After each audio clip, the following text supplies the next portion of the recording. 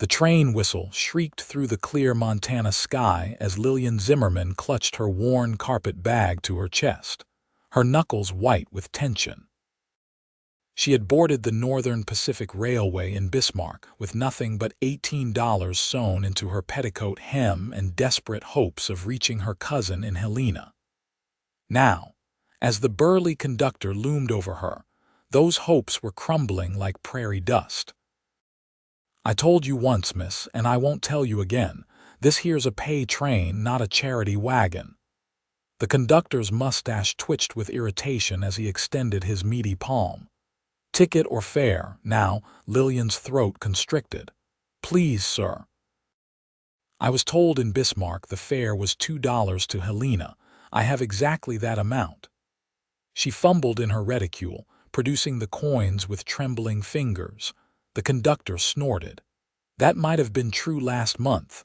Price went up to $5 last week. Railroads got to make its money." His eyes narrowed. "You trying to cheat the Northern Pacific, miss?" "No, sir." "I would never." Lillian's protest was cut short as the train rounded a bend, causing her to sway into the wall of the passenger car. A woman in fine traveling clothes glanced up from her novel, her nose wrinkling with distaste. "Conductor, surely you can remove this person. Some of us have paid proper fare for a peaceful journey." Lillian felt her face burn with humiliation. At 22 years old, she had never been spoken about as though she were no more than a bothersome insect. But the last year had taught her that circumstances could change as swiftly as Montana weather. The death of her parents to influenza, the foreclosure on their small farm outside of Bismarck, and now this treated like a criminal for being $3 short. The conductor seized her elbow. "End of the line for you, miss. But we're in the middle of nowhere." Lillian gasped, glancing out the window at the rolling prairie stretching toward distant mountains. The train had slowed for a bend in the track, but they were still moving at a considerable clip. "Should have thought of that before trying to steal a ride," the conductor growled, dragging her toward the door between cars. The well-dressed passengers averted their eyes as if poverty might be contagious. Only one elderly gentleman half rose from his seat in protest, but a sharp look from his wife silenced him. "I'm not stealing." Lillian's voice rose with panic. "I can work to pay the difference. Please, I have family waiting in Helena. Save your stories." The conductor wrenched open the door, and the roar of the train and rush of wind silenced her pleas. Lillian felt her heart hammering against her ribs as the man's grip tightened on her arm. With one powerful shove, he pushed her from the train. Time seemed to slow as Lillian tumbled through the air, her carpet bag torn from her grasp, skirts billowing around her like a helpless parachute. The ground rushed up, promising a broken body if not death itself. She closed her eyes, a prayer forming on her lips. Instead of hard earth, she collided with something solid yet yielding something that grunted with the impact. Arms wrapped around her, absorbing the momentum of her fall as they both tumbled to the ground in a tangle of limbs and dust. For several dizzying seconds, Lillian could only register that she was somehow still alive, sprawled atop a broad chest that rose and fell with labored breathing. "Jesus Christ," a deep voice rasped near her ear. "Do you make a habit of dropping out of the sky, madam?" Lillian scrambled to her feet, mortified to find herself straddling a man, a tall, broad-shouldered cowboy who was now sitting up and rubbing his shoulder with a grimace. His Stetson had fallen off, revealing thick, dark hair that curled slightly at the ends. When he looked up at her, she was startled by eyes the color of a summer storm gray with hints of blue. I didn't drop. I was pushed," she stammered, hastily straightening her skirts. Her heart was still racing from the fall, and now from an entirely different kind of alarm. She was alone in the wilderness with a stranger, a handsome one, but a stranger nonetheless. The cowboy retrieved his hat, dusting it off before setting it back on his head. Pushed. His gaze tracked to the train, now disappearing around a bend. From the train, his expression darkened. What kind of bastard pushes a woman from a moving train? One who demands tickets when a passenger is $3 short, Lillian said bitterly, suddenly remembering her carpet bag. She spotted it a few yards away, its contents partially spilled onto the dry grass. With a cry of dismay, she hurried to gather her meager belongings. The cowboy rose to his feet in one fluid motion despite his size. He towered over her by at least a foot, his shoulders broad beneath a worn leather vest. "Allow me," he said, moving to help collect her scattered possessions. "Thank you," Lillian murmured, embarrassed as he picked up a threadbare nightgown and handed it to her without comment. "And thank you for catching me. I might have been seriously injured if not for you." "Mason Aldridge," he said, extending a calloused hand. "Most folks just call me Mace." "Lillian Zimmerman." She placed her hand in his, surprised by the gentleness of his grip despite the roughness of his palm. "I'm afraid I've put you to considerable trouble, Mr. Aldridge." A smile tugged at the corner of his mouth, revealing a small dimple in his right cheek. "Mace," he corrected. "And it's not every day a pretty woman falls into my arms. I'd call it providence rather than trouble." He glanced around at the empty prairie. "Though I reckon you're a fair piece from wherever you were heading." "Helena," Lillian admitted, her shoulders sagging. "My cousin lives there. I was to stay with her until I could find work." She bit her lip, trying to hold back tears of frustration. "Now I'm stranded and I have no idea where I am or how far I've come." Mace studied her face, his expression thoughtful. "You're about 15 miles east of Dillon," he said. "Helena's still a good 100 miles north." Lillian's heart sank. "Dillon? I've never heard of it. It's small, but it's there." He nodded in the direction the train had been heading. "I've got a ranch about 3 miles from here. Was out checking fence lines when I heard the train and saw." He shook his head. "Well, saw you getting acquainted with the big Montana sky." Despite her dire situation, Lillian found herself smiling at his turn of phrase. It was a rather abrupt introduction. Mace chuckled, the sound warm and genuine. "I'll say." He glanced at the position of the sun. "It'll be dark in a couple hours. My horse can carry us both back to the ranch. You can stay the night, get your bearings. Tomorrow we can ride into Dillon and see about getting you to Helena." Alarm flashed through Lillian. "Stay at your ranch." "But we're not. I mean, it wouldn't be proper." "My housekeeper, Mrs. Gunderson, lives at the ranch." "Proper as a church picnic," he assured her, then added with a wry smile, "Besides, I'm not sure what's proper about leaving a lady alone on the prairie with night coming." Lillian hesitated. Her options were painfully limited. She could wander alone in search of Dillon, possibly getting lost or encountering dangers far worse than a solitary cowboy who had already saved her life. Or she could accept his offer of shelter and assistance. "Very well," she decided. "I accept your kind offer, Mr. Mace." "Good." He gestured toward a chestnut gelding grazing nearby. "That's Copper. He's sturdy enough to carry us both to the ranch." He picked up her carpet bag. "May I?" At Lillian's nod, he secured the bag to his saddle, then turned to her with an apologetic expression. "This won't be the most comfortable ride for either of us, but it'll get us there." With surprising grace for such a large man, he mounted the horse, then extended his hand down to her. "Put your foot on mine," he instructed. Lillian gathered her skirts as modestly as possible and followed his direction. With one swift pull, he brought her up to sit sideways across the saddle in front of him, his arm a secure band around her waist. "All right?" he asked, his voice close to her ear. Lillian nodded, too flustered by their proximity to speak.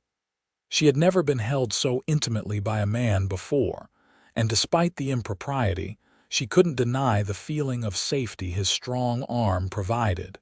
Mace clicked his tongue, and Copper began a steady walk toward the west. As they rode, the sun began its descent, painting the vast Montana sky in shades of gold and crimson. In different circumstances, Lillian might have found it breathtakingly beautiful. "You said you were going to stay with family in Helena," Mace said after they had ridden in silence for some time. "Are you from there originally?" Lillian shook her head. "No, I grew up near Bismarck. My parents had a small farm, but they—" She swallowed hard. "They died last winter, influenza." His arm tightened slightly around her waist, not constraining but comforting. "I'm sorry for your loss." "Thank you." Lillian took a steadying breath. "The bank foreclosed on the farm. I had nowhere else to go, so I wrote to my cousin Emma. She's married to a shopkeeper in Helena. And they're expecting you." "Yes, though not until tomorrow. The train wasn't supposed to arrive until then." She glanced over her shoulder at him. "What about you? Have you always lived in Montana?" A shadow crossed his face. "No, I came west after the war, needed open spaces after 4 years of hell." "You fought for the Union?" Lillian asked softly. Mace nodded. "Enlisted at 18. Came home at 22 with nightmares that haven't fully left me yet." He was silent for a moment, then added, "That was in 65. Been here almost 15 years now." Lillian did the quick calculation. He was about 37 then, 15 years her senior, but not inappropriately so. Not that it mattered, she reminded herself. After tomorrow, she would likely never see Mason Aldridge again. The thought brought a strange pang of regret. As the sun dipped lower, the distant silhouette of buildings appeared on the horizon. "Home," Mace said. "It's not much, but it's mine." As they drew closer, Lillian saw a modest but well-maintained ranch house with a broad porch, flanked by a large barn and several smaller outbuildings. A curl of smoke rose from the chimney, suggesting warmth waiting inside. A stout woman emerged from the house, wiping her hands on her apron. Her gray hair was pulled back in a severe bun, and her expression was one of surprised concern as she saw Lillian perched on the saddle with Mace. "Mrs. Gunderson," Mace called out as they approached, "we have a guest in need of hospitality." The woman's eyebrows rose nearly to her hairline. "So I see," she replied in an accent Lillian recognized as Norwegian. "And does this guest have a name?" "Lillian Zimmerman," Mace answered as he reined Copper to a stop. "Miss Zimmerman, this is Mrs. Greta Gunderson, who keeps me fed and occasionally reminds me of my manners." "How do you do, Mrs. Gunderson?" Lillian said politely as Mace helped her dismount. Her legs felt wobbly after the ride, and she was conscious of his hands lingering at her waist until she found her balance. "Mrs. Gunderson's shrewd eyes took in Lillian's travel-worn appearance, the dust from her fall and her obvious fatigue. "Well, you look like you've had quite a day, Miss Zimmerman. Come inside. There's stew on the stove and fresh bread." Miss Zimmerman was thrown from the train, Mace explained, leading Copper toward the barn. "She needs shelter for the night, and tomorrow we'll figure out how to get her to Helena." Mrs. Gunderson's face softened with sympathy. "Thrown from the train? Good heavens! Are you hurt, child?" "No, thanks to Mr. Aldridge," Lillian said. "He caught me." The housekeeper shot an appraising look at her employer. "Did he now?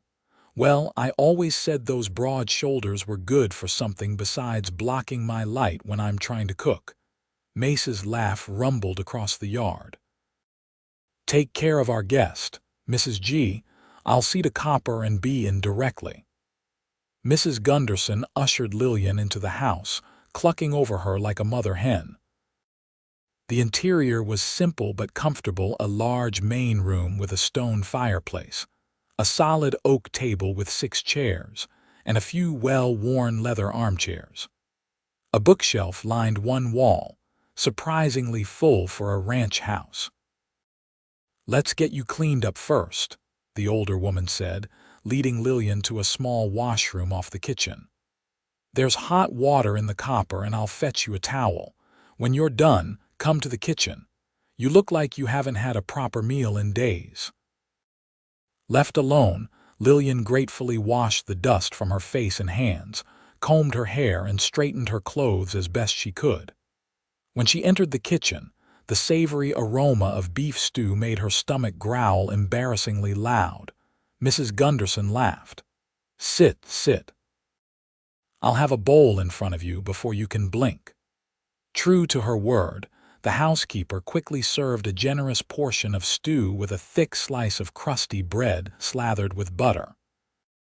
Lillian tried to eat with decorum, but hunger won out over manners and she was half finished when Mace entered, his hair damp from his own washing up. He sat across from her, accepting the bowl Mrs. Gunderson placed before him with a nod of thanks. "Feeling better?" he asked Lillian. "Much," she admitted. "This is delicious, Mrs. Gunderson," the housekeeper beamed. "A growing girl needs good food, though you could use more meat on your bones." She turned to Mace. "I've made up the guest room, fresh linens and a pitcher of water." "Thank you," Mace said. "Tomorrow we'll need to figure out how to get Miss Zimmerman to Helena."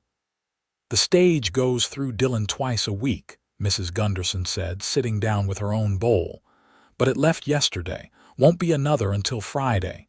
Lillian's heart sank. "Friday? But that's 4 days away." Mace considered. "What about Jennings? Doesn't he drive that supply wagon to Helena every month?" Mrs. Gunderson nodded. "He does. Left 2 days ago. Should be back end of next week." "That won't help," Mace frowned. "I could take you myself, but it's a 2-day ride each way. I've got that cattle buyer coming from Bud on Thursday." Lillian set down her spoon, dismayed. "I don't want to be a burden. Perhaps there's work in Dillon. I could earn money for the stage fare and stay at a boarding house until Friday." Mace and Mrs. Gunderson exchanged glances. "Dillon's a small town," he said carefully. "Not much work for a young woman on short notice." "I'm not afraid of hard work," Lillian insisted. "I ran our farm for months after my father fell ill. I can cook, clean, so—" "You'll do no such thing," Mrs. Gunderson interrupted. "A young lady traveling alone doesn't take odd jobs in strange towns. You'll stay right here until Friday." Lillian blinked in surprise. "I couldn't impose. It's not an imposition," Mace said firmly. "We have the room, and it would ease my mind to know you're safe." Something in his expression, a mixture of concern and something else she couldn't quite name, made Lillian's protests die on her lips. "You're very kind," she said softly. "Kindness has nothing to do with it," Mrs. Gunderson said with a knowing smile. "The man's been alone on this ranch too long. Company will do him good." Mace cleared his throat, looking somewhat embarrassed. "Mrs. G believes a bachelor of my age is an offense against nature." "Not nature," the housekeeper retorted. "Just common sense. A man needs a wife." "And on that note," Mace said, rising from the table, "I think I'll check on the new foal before turning in. Miss Zimmerman, make yourself at home. Mrs. Gunderson will show you to your room when you're ready." After he left, Lillian helped the housekeeper clear the table despite the older woman's protests. As they washed the dishes together, Mrs. Gunderson told Lillian about the ranch, how Mace had built it from nothing 15 years earlier, how he was respected throughout the territory for his fair dealings and hard work. "He's a good man," Mrs. Gunderson said, handing Lillian a plate to dry. "Too serious sometimes, carries too much from the war inside him. But a good man." "I can see that," Lillian said, thinking of how he had caught her without hesitation, offering shelter to a complete stranger. "He saved my life today." The older woman nodded sagely. "Providence, I'd say." "Now, let me show you to your room. You must be exhausted." The guest room was small but comfortable, with a narrow bed, a washstand, and a chest of drawers. A patchwork quilt in blues and creams covered the bed, and curtains of the same colors framed the single window. "Sleep well, child, Mrs. Gunderson said, lighting the lamp on the bedside table. "Things will look brighter in the morning." Alone at last, Lillian retrieved her nightgown from her carpet bag and changed quickly. As she slipped between the cool sheets, she found herself thinking of Mace, his strong arms catching her, his gentle handling of her belongings, the way his eyes crinkled at the corners when he smiled. Exhaustion soon claimed her, and she fell into a deep, dreamless sleep. She woke to sunlight streaming through the curtains and the aroma of coffee and bacon. For a moment, disorientation gripped her. This wasn't her parents' farmhouse, nor any place she recognized. Then memory returned. The train, the fall, the cowboy who had caught her. Lillian dressed quickly in her second-best dress, a modest blue cotton that had seen better days but was at least clean. She braided her long auburn hair and pinned it up, wishing she had a mirror to check her appearance. In the kitchen, Mrs. Gunderson was frying eggs. "Good morning, Miss Zimmerman. Did you sleep well?" "Very well, thank you," Lillian replied. "Is there anything I can help with?" "You can pour yourself some coffee," the housekeeper said, nodding toward the pot on the stove. "Mace is already out checking the herd. He'll be back for breakfast shortly." As if summoned by his name, Mace appeared in the doorway, removing his hat as he entered. "Morning," he said, his gaze finding Lillian. "Sleep all right?" Lillian nodded, suddenly shy. In the bright morning light, she was even more aware of his rugged good looks, the strong line of his jaw shadowed with stubble, the hint of silver at his temples contrasting with the rich brown of his hair, those storm-gray eyes that seemed to see right through her. "I was just telling Mrs. Gunderson that I slept very well. Thank you again for your hospitality." "Our pleasure," he said, pouring himself coffee. "I've been thinking about your situation. If you're willing to wait until Friday for the stage, you're welcome to stay here. But I understand if you're anxious to reach Helena sooner." Lillian considered.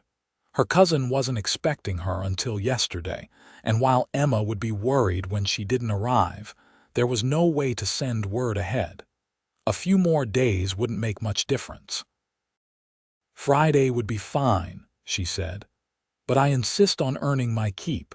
I can help Mrs. Gunderson with the housework, or I could tend the garden I noticed yesterday."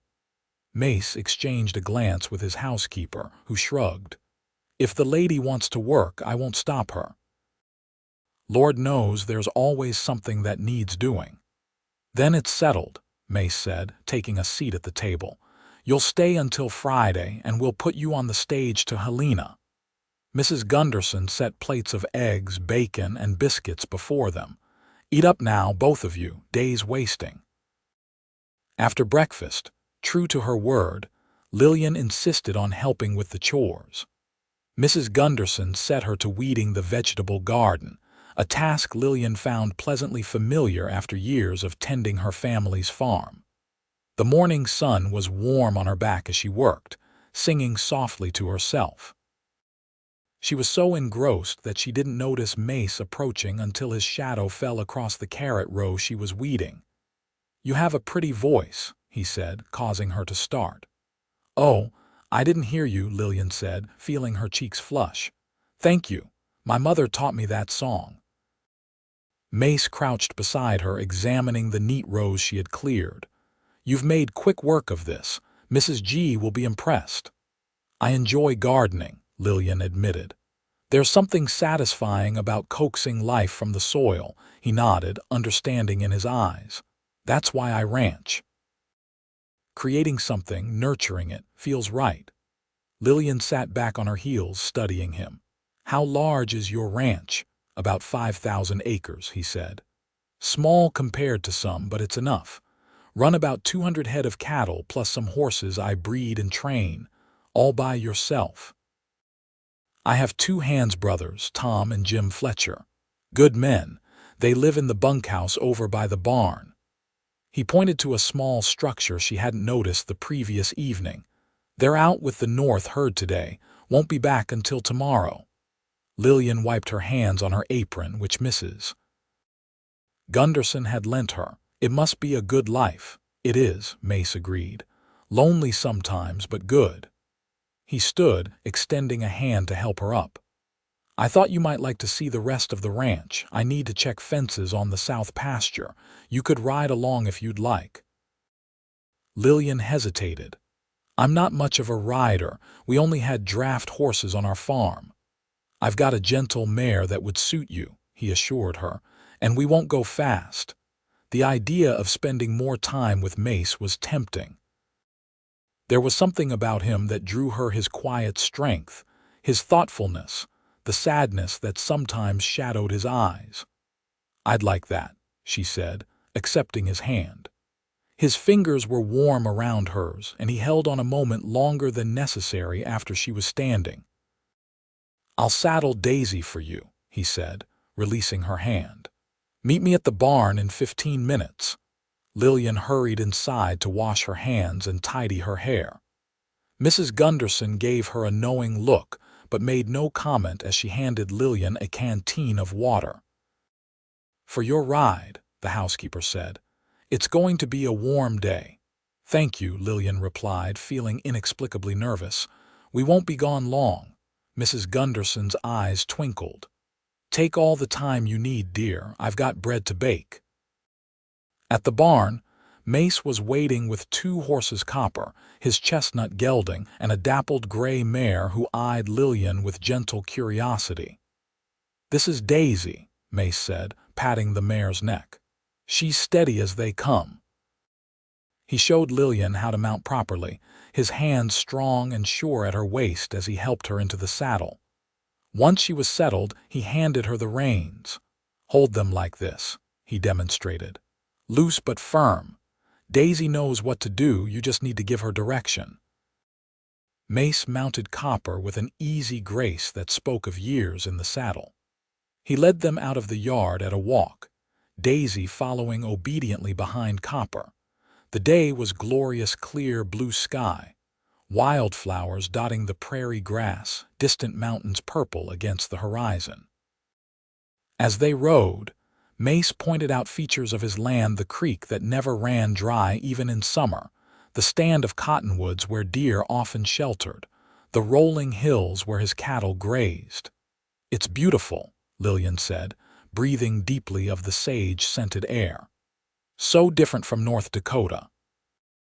"More dramatic somehow," Mace nodded. "That's what I thought when I first saw Montana, like God was showing off when he made this place." They stopped at a ridge overlooking a small valley where a dozen horses grazed. Mace dismounted and helped Lillian down, his hands lingering at her waist for just a heartbeat too long. "Those are my breeding mares and their foals," he said, leading her to a flat rock where they could sit. "The chestnut with the white blaze just foaled 3 days ago." Lillian spotted the mare and her wobbly-legged foal. "Oh, he's beautiful." Mace corrected with a smile. "A filly. Should be a fine cow horse in a few years." They sat in comfortable silence for a while, watching the horses and sipping from the canteen Lillian had brought. The sun was warm, but a gentle breeze kept the heat at bay.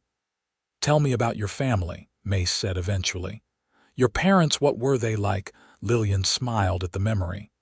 "My father was quiet, thoughtful. He loved books, read everything he could get his hands on. My mother was more practical, but she loved music. She taught me to play the piano and to sing." She traced a pattern in the dust with her finger. "They were good people, worked hard, loved deeply. You must miss them terribly." "I do," Lillian admitted. "Sometimes it hits me all at once that they're gone, and it's like losing them all over again." Mace nodded, understanding in his eyes. "Grief's like that, comes in waves when you least expect it."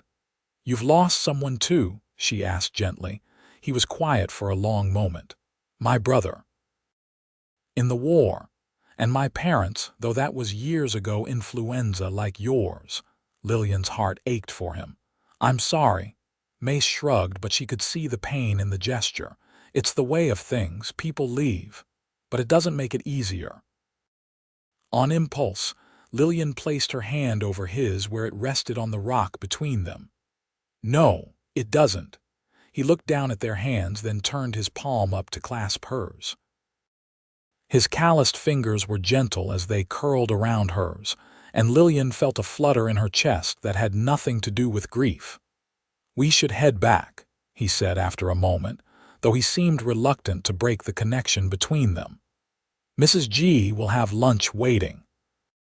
As they rode back to the ranch, Lillian found herself wishing the day wouldn't end. There was something about Mace's quiet presence that soothed her, made her feel safe in a way she hadn't since her parents died. The thought of leaving on Friday suddenly seemed premature. The next 3 days fell into a pleasant routine. Mornings, Lillian would help Mrs. Gunderson with household chores, cooking, cleaning, mending. Afternoons, she would accompany Mace as he went about his ranch work, teaching her about cattle, horses, and the rhythm of ranch life. Each evening, after a hearty dinner, they would sit on the porch watching the sunset. Sometimes they talked about books they had read, places they had seen, dreams they once had. Other times they sat in companionable silence, content simply to be in each other's presence. On Thursday evening, their last night before she was to leave for Helena, there was a melancholy in the air as they took their customary places on the porch. Mrs. Gunderson had retired early, leaving them alone with the vast Montana sky turning from gold to crimson to deep purple. "I'll miss this," Lillian said softly, gesturing to the panorama before them. "It's so peaceful here." Mace nodded, his profile strong against the fading light. "It grows on you. I couldn't imagine living anywhere else now." Silence fell between them again, but it was charged with things unsaid. Finally, Mace turned to face her directly. "Lillian," he said, her name soft on his lips, "these past few days, they've meant a lot to me." Her heart quickened. "To me as well. I know you have plans, family waiting in Helena, but—" He hesitated, uncharacteristically uncertain. "Would you consider staying? Not just as a guest, I mean permanently." Lillian's breath caught. "Mace, are you asking?" "I'm asking if you might consider making a life here," he said, reaching for her hand. "With me?" She stared at him, stunned by the sudden proposal. "But we've only known each other 4 days." "I know," he acknowledged. "And I know it sounds crazy, but I've lived alone for 15 years, Lillian. In all that time, I've never met anyone who fits into my life the way you do. It's like—" He searched for words. "It's like you were meant to fall from that train, and I was meant to catch you." Lillian's mind whirled. Was it possible to know so quickly? Yet she couldn't deny the connection between them, the ease she felt in his presence, the way her heart lifted when he smiled at her. "I don't know what to say," she admitted. Mace squeezed her hand gently.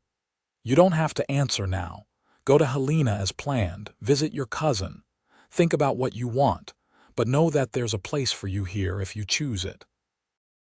Their eyes met in the gathering dusk, and Lillian saw in his gaze all the things he wasn't saying: his loneliness, his hope, and something that might, with time, become love. "I will think about it," she promised. "Truly." He nodded, seemingly satisfied with that answer. Then, with a gentleness that belied his strength, he raised her hand to his lips and pressed a kiss to her knuckles. The gesture was old-fashioned, courtly, and it made Lillian's heart turn over in her chest. The next morning dawned bright and clear, but the mood at breakfast was subdued. Mrs. Gunderson had packed a basket of food for Lillian's journey, and Mace had saddled Copper for the ride into Dillon. "The stage leaves at noon," he said as they prepared to depart. "We should get there with time to spare." Lillian hugged Mrs. Gunderson goodbye, surprised at how emotional she felt leaving a woman she had known only 4 days. "You always have a place here," the older woman whispered in her ear. "Remember that." The ride to Dillon was mostly silent, each lost in their own thoughts.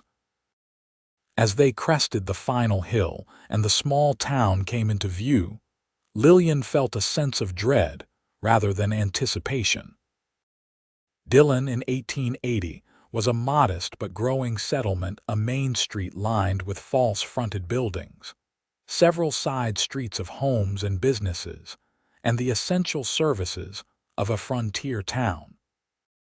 The stage depot was a simple building near the center of town, with a bench out front and a corral for fresh horses to the side.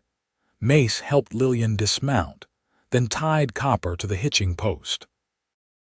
They entered the depot, where a clerk confirmed there was indeed a seat available on the noon stage to Helena. "That'll be $8, madam," the clerk said. Lillian's heart sank. She had only $5, the two she had originally intended for her train fare, and $3 that Mrs. Gunderson had pressed into her hand that morning, refusing to take no for an answer. Before she could speak, Mace placed a $10 gold piece on the counter. "One ticket to Helena," he said firmly. "Mace, no," Lillian protested. "I can't let you, please," he said quietly. "Let me do this." The clerk, sensing the tension, busied himself writing out the ticket. "Stage should be here in about an hour, madam," he said, sliding the ticket across the counter. "You can wait inside or take a walk around town if you like." Mace pocketed the change and guided Lillian outside. "We have some time," he said. "Would you like to see Dillon?" She nodded, still troubled by his generosity but recognizing that refusing would only cause him pain. They walked slowly down the main street, Mace pointing out the various establishments, the general store, the bank, the small church at the end of the street. "It's not a big town," he said, "but it's growing. Railroad's supposed to come through next year." "It seems nice," Lillian said politely, though her mind was elsewhere. They ended up at a small cafe where Mace insisted on buying coffee and pie. As they sat at a table by the window, watching the town's activities, Lillian found herself studying Mace's face, trying to memorize every line and plane. "What?" he asked, noticing her scrutiny. "I'm trying to remember you exactly as you are," she admitted, "so I won't forget." Something flashed in his eyes, pain, hope, longing. "Lillian," the cafe door burst open and a young man rushed in. "Stage is coming," he announced to the room at large. 10 minutes early." Mace and Lillian looked at each other, both startled by the sudden announcement. "We should go," Mace said, rising and placing coins on the table for their meal.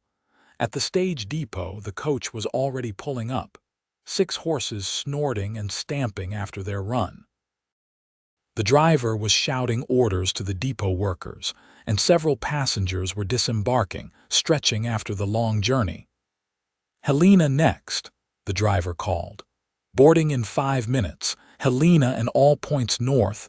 Reality crashed over Lillian like a wave. In 5 minutes, she would be on that stage, heading away from Mace, from the ranch that had begun to feel like home, from the future he had tentatively offered her. "Your bag," Mace said, handing her the carpet bag that had traveled with her from Bismarck. His fingers brushed hers in the exchange, and she felt that now familiar spark between them. "Thank you," she said, her voice barely above a whisper, "for everything." "Lillian," he began, then stopped, seeming to struggle with what he wanted to say. "Boarding for Helena," the driver shouted. "All aboard, who's going?" Other passengers were climbing into the coach, and the depot clerk was checking tickets. It was time to go, but Lillian's feet seemed rooted to the ground. "You should board," Mace said, his voice rough with emotion. "Your cousin will be worried." Lillian nodded but still didn't move. "I'll write," she promised. "To let you know I arrived safely. I'd like that." His smile didn't reach his eyes. "Last call for Helena," the driver bellowed. Lillian took a deep breath and turned toward the stage, but Mace's hand on her arm stopped her. "I meant what I said last night," he said urgently. There's a place for you here with me, if you want it. She looked up into his gray eyes, seeing the vulnerability there, the hope, the fear of rejection.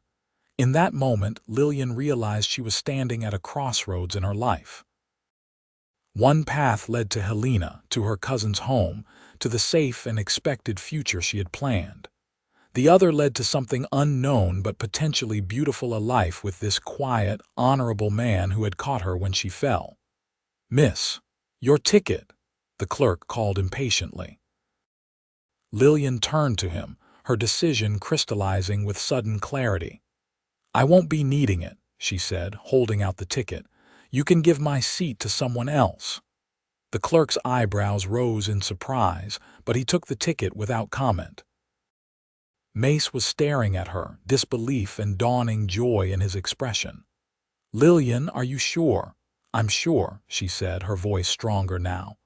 "I need to send a letter to my cousin explaining everything, but if your offer still stands." He didn't let her finish. In one fluid movement, he pulled her into his arms, lifting her off her feet in an embrace that spoke volumes about his feelings. "It stands," he murmured against her hair. "It will always stand." When he set her down, they were both smiling, oblivious to the curious stares of the townspeople and the departing stage passengers. "Mrs. Gunderson is going to be insufferably pleased with herself," Mace said with a laugh. "She did seem to have this outcome in mind from the beginning," Lillian agreed, finding herself laughing too, giddy with her decision. As the stage rolled out of town in a cloud of dust, Lillian felt no regret watching it go. Instead, there was a sense of rightness, of having chosen the path she was meant to follow. They spent the remainder of the day in Dillon first at the post office, where Lillian wrote a long letter to her cousin explaining her change of plans and promising to visit soon. Then at the general store, where Mace insisted on buying her a new dress despite her protests. "Consider it a welcome gift," he said. "Besides, I like seeing you in blue. It matches your eyes." By the time they rode back to the ranch, the sun was low in the sky, painting the landscape in golden hues. Mrs. Gunderson was waiting on the porch, and her face broke into a broad smile when she saw Lillian riding beside Mace. "I knew it," she crowed. "I just knew you'd come back." That evening, after a celebratory dinner that somehow included all of Lillian's favorite foods, Mrs. Gunderson had been planning this, it seemed. Mace took Lillian for a walk under the stars. The night was clear, the Milky Way a brilliant swath across the black velvet sky. They stopped by a large cottonwood tree near the creek, its leaves rustling softly in the gentle night breeze. Mace turned to face Lillian, taking both her hands in his. "I'm not good with fancy words," he said, his voice deep in the darkness, "but I want you to know what's in my heart." Lillian's pulse quickened.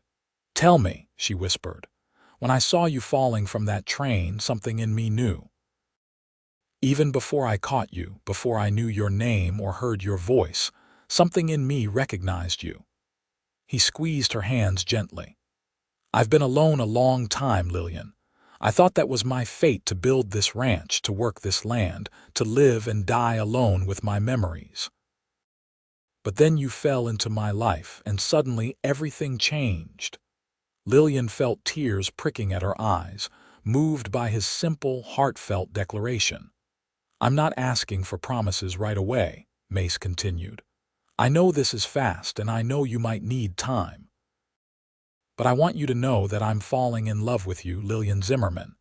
And I believe, with time, we could build something beautiful here together."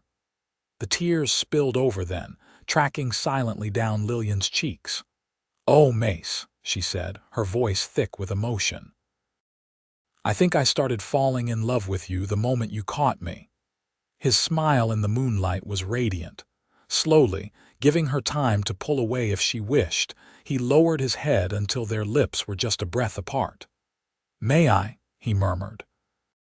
In answer, Lillian rose on her tiptoes, closing the distance between them. Their first kiss was gentle, tentative, a question and an answer all at once. When they parted, Lillian felt as though she had found something she hadn't known she was missing. "Stay with me," Mace whispered, resting his forehead against hers. "Build a life with me. Let me love you, Lillian." "Yes," she said simply. "Yes to all of it." In the months that followed, Lillian bloomed like a prairie rose at the Aldridge Ranch. Mrs. Gunderson took her under her wing, teaching her the particulars of running a ranch household, while Mace taught her to ride properly, to help with the horses, to love the land as he did. They were married in October of 1880 in the small church in Dillon. Mrs. Gunderson wept openly throughout the ceremony, and even Tom and Jim Fletcher, Mace's ranch hands, looked suspiciously misty-eyed as they witnessed the union. Lillian wore a gown of ivory silk that Mace had ordered all the way from San Francisco, though she protested the extravagance. "You'll only marry once," he had insisted. "You should have the finest." Her cousin Emma came from Helena for the wedding, bringing her husband and their 2 children. After initial concerns about Lillian's whirlwind romance, Emma had come to see that her cousin had found genuine happiness with Mace. "I've never seen you look so radiant," Emma said as she helped Lillian prepare for the ceremony. "You're positively glowing." Lillian smiled, touching the simple pearl pendant Mace had given her as a wedding gift. "I never expected to find love like this," she admitted. "Especially not after falling from a train." "Providence," Emma said, echoing Mace's word from that first day. "Some things are simply meant to be." The wedding night was a revelation for both of them. Mace was gentle and patient, guiding Lillian through her initial nervousness with tender care. Their passion, once ignited, surprised them both with its intensity, and they discovered in each other a perfect match in this, as in so many things. As they lay tangled together afterward, Mace traced lazy patterns on Lillian's bare shoulder.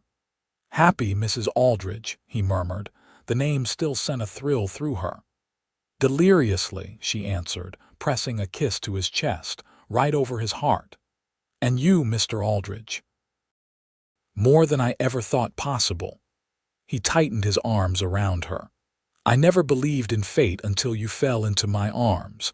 Now I can't imagine it any other way." The years that followed were rich with joy, though not without challenges. The harsh Montana winter of 1881 tested their resilience, with blizzards that threatened the cattle and isolated the ranch for weeks at a time. But they faced each challenge together, growing stronger as a couple with each obstacle overcome. In the spring of 1882, Lillian discovered she was expecting their first child. Mace's reaction to the news was everything she could have hoped for: joy, wonder, and a protectiveness that manifested in his refusal to let her lift anything heavier than a teacup. "I'm with child, not made of glass," she protested one day when he insisted on carrying a basket of laundry for her. Mace just grinned, unrepentant. "Humor me. I've waited a lifetime for this family." Their son, David Michael Aldridge, was born on a crisp November day in 1882. Mrs. Gunderson served as midwife, with Mace pacing anxiously outside the bedroom door until the infant's lusty cry announced his arrival. When Mace was finally allowed in, the sight of Lillian cradling their newborn son left him speechless with emotion. He sat carefully on the edge of the bed, gently touching the baby's tiny hand with one large finger. "He's perfect," he whispered. "Just like his mother." Lillian smiled tiredly, her heart full to bursting. "Would you like to hold your son?" With reverent care, Mace took the swaddled infant in his arms, looking down at the small face with an expression of awe. "Hello, David," he said softly. "I'm your pa." As David grew, so did the ranch. Mace's breeding program gained recognition throughout Montana territory, bringing buyers from as far as California. The railroad finally reached Dillon in 1881, making travel easier and opening new markets for their cattle. In 1885, their family grew again with the birth of Sarah Grace, a delicate beauty with her father's gray eyes and her mother's auburn hair. 2 years later came Thomas James, named for the Fletcher brothers who had become like uncles to the Aldridge children. Life settled into a sweet rhythm, the seasonal work of the ranch, the milestones of the children, the deepening love between Mace and Lillian. Each night, no matter how busy or tired they were, they would stand together on the porch for a few minutes, watching the sunset just as they had during Lillian's first days at the ranch. "You ever regret it?" Mace asked one evening in 1890, as they stood with his arm around her waist. "Not going to Helena that day, not having the life you planned." Lillian leaned her head against his shoulder, watching their 3 children playing with the ranch dogs in the yard. David, now 8, was showing his 5-year-old sister and 3-year-old brother how to throw a stick for the eager collies. "Never," she said with absolute certainty. "Not for a single moment." Mace pressed a kiss to her temple. "Even when I track mud into your clean kitchen." "Or snore loud enough to wake the horses," Lillian laughed. "Even then, this life, this family we've built, it's more than I ever dreamed possible." He turned her in his arms to face him. At 47, Mace's hair was liberally streaked with silver, and the lines around his eyes had deepened. But to Lillian, he was more handsome than ever, his face etched with character, his eyes still bright with the same warmth that had first drawn her to him. "I catch myself looking for you sometimes," he confessed, "in a room I know you're not in, as if some part of me is always searching for you, even when you're right beside me." Lillian reached up to touch his face, her heart full. "You'll never have to search far. I'm exactly where I'm meant to be." Their kiss was interrupted by the children's laughter and the excited barking of the dogs. They turned to watch as David successfully taught Sarah how to throw the stick just right, resulting in a mad dash by all 3 dogs to retrieve it. "Mama, Papa, did you see?" Sarah called, her face alight with pride. "We saw, sweetheart," Lillian called back. "Well done." As the children resumed their play, Mace kept his arm around Lillian, his thumb tracing small circles at her waist. 10 years, he mused. 10 years since you fell from that train and into my life." Lillian smiled at the memory that had once been frightening, but now seemed like the beginning of a beautiful story. "Best fall I ever took," Mace chuckled, the sound rumbling deep in his chest, "and the best catch I ever made." As the Montana sunset painted the sky in shades of gold and crimson, the Aldridge family gathered on the porch of their ranch house, the home built by one man's hands and transformed by one woman's heart. The children's laughter mingled with the evening calls of meadowlarks and the distant lowing of cattle coming home to roost. For Lillian and Mace, it was the symphony of the life they had created together, a life neither had planned, but both had embraced with open hearts. From a desperate moment on a train, through an unexpected fall, to the steady build of love and family, their journey had been one of providence and choice, of catching and being caught. And as night fell over the Montana prairie, stars emerging like diamonds on black velvet, Lillian knew with bone-deep certainty that she was exactly where she was meant to be, in the arms of the man who had caught not just her fall, but her heart.